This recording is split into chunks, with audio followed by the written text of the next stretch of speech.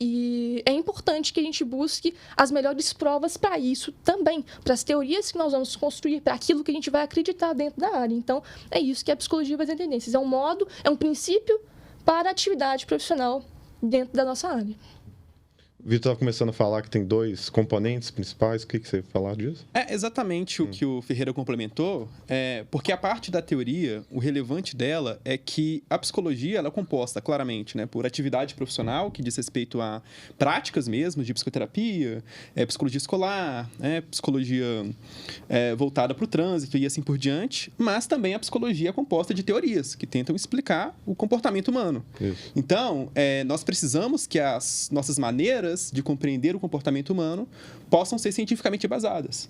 De modo que isso pode auxiliar tanto atividades profissionais, como também simplesmente uma compreensão teórica mesmo de como o ser humano funciona. E a PBE se preocupa com esses 2 lados. Inclusive, essa é uma das tretas dentro da PBE, que é o papel da análise do comportamento nisso. A análise do comportamento é uma abordagem baseada em evidência, ela tem pesquisas experimentais, laboratório. Quase ninguém da PBE nega condicionamento, reforço, essas coisas. Quase ninguém nega esse tipo de coisa. Mas a prática clínica da análise do comportamento, grande parte do que se faz clinicamente, que é chamada TAC, né, Clínica Analítica Comportamental, não tem evidência, não passou por ensaio clínico randomizado, não passou por isso. Tem a DBT, que é comportamental e tem boas evidências, tem a ativação comportamental, que tem boas evidências, e tem algumas coisas da ACT e por aí vai. Mas grande parte da clínica comportamental não se submeteu a esse crivo sistemático dos ensaios clínicos e tudo mais. O que não quer dizer que a teoria da análise do comportamento não é baseada em evidência. Ela é, mas a clínica ainda não submeteu dessa forma, parte da clínica. E esse é um ponto também fundamental, porque muitas pessoas acabam não sabendo, pelo fato de que está tudo meio emaranhado quando você trata de teorias psicológicas. Então, análise do comportamento tem tanto maneiras de explicar o comportamento quanto também você tem intervenções.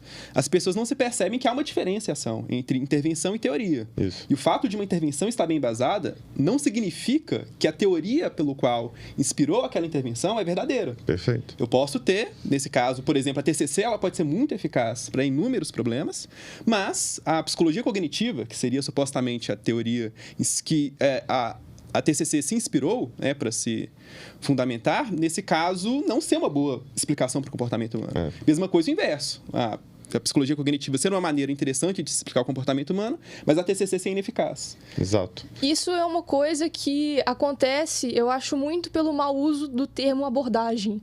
Que a pessoa fala abordagem, você não sabe se ela está falando abordagem, a teoria, abordagem, a terapia. Enfim, eu acho que quando a gente fala de abordagem na psicologia, a gente tinha que parar um pouco e especificar melhor o que a gente está falando, assim. Bem vago. As pessoas misturam e, além delas misturarem, eu acho que também tem a ver com o que o Vitor falou, porque elas não sabem que uma coisa pode não implicar a outra. Às vezes elas pensam, se a teoria tal é verdadeira, então com certeza a gente sabe que a intervenção funciona. Ou se a intervenção funciona, isso prova que a teoria é verdadeira. Eu acho que tem muito dessa confusão mesmo. E as maneiras de testar são diferentes. E esse é o aspecto que talvez seja fundamental nesse contexto.